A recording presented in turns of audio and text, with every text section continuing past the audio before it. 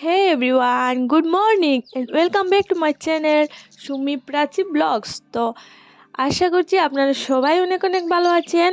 আর আমি সুমি নিয়ে আসছি অনেক দিন পর একটি ব্লগস। তো অনেক দিন থেকে বন্ধুরা আমরা দুইজন মিলে এই একাদশীটা পালন করব, কার্তিক মাসের শেষ একাদশী মঙ্গলবার, সেটি হচ্ছে মঙ্গলবারে। তো আজকে হচ্ছে মঙ্গলবার, তো আজকে আমরা দুইজন মিলে এই একাদশীটা পালন করব। আর আমার শাশুড়ি মা ঘরে নেই, উনি গিয়েছেন ওনার বোনের ঘরে, ওখানেও একাদশী রাখবেন। আর আমরা দুইজন মিলে ভাবছি করে রেখে দেবো। তো আমরা কোনো দিন একা এভাবে রাখিনি, তো বড় লাগছে পারবো কি না, কীভাবে কী করব সেটা এত কিছু আমার জানা নেই। তবুও সাহস করে নিয়েছি যে না, রাখতেই হবে শেষে একাদশী। তো এই যে আমি দেখতে পাচ্ছ ফুল টুল তুলে নিয়েছি। তো আমি ওই ঘরের কাজ সব সেরে এসেছি ঠাকুর ঘরে। তো প্রাচীকে স্কুলে দিয়ে সব কিছু শেষ করে তারপরে এসেছি। তো এখানে দেখতে পাচ্ছ ঠাকুরকে নিদ্রা থেকে উঠিয়ে নিয়েছি। আর তো বন্ধুরা, কারা কারা এই একাদশী পালন করছে আমাকে একটু বলবে। আর আমারটা হয়েছে কি না সেটা তো আমি জানি না এতটুকু, তাও বলবে আমাকে কমেন্ট করে। আর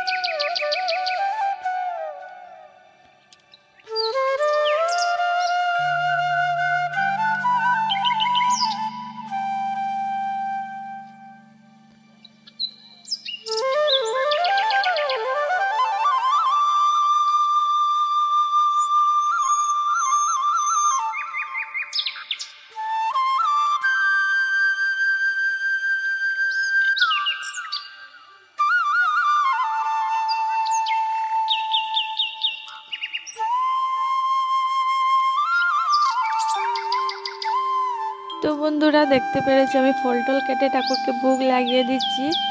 এই যে প্রসাদ দিয়েছি, তো সেটাই আমরা দুইজন আজকে খাবো। তো অনেক দিনের আমার আশা ছিল যে একাদশীটা রাখবো, তো ভগবানের কৃপায় আমি রাখতে পেরেছি, আর কোনো অসুবিধা হয় না। আর পর সেই প্রসাদটা আমরা দুইজন মিলে খাবো। তো আজকের দিনটা এইভাবে যাবে। আর আমার ঠাকুরকে ভোগ লাগানো হয়ে গেছে, তারপর সেই প্রসাদটা রেডি করে নিলাম। এই যে, তো আমার প্রতিদেবের জন্য, তো উনি আসবেন, এসে এটা খেয়ে নেবেন।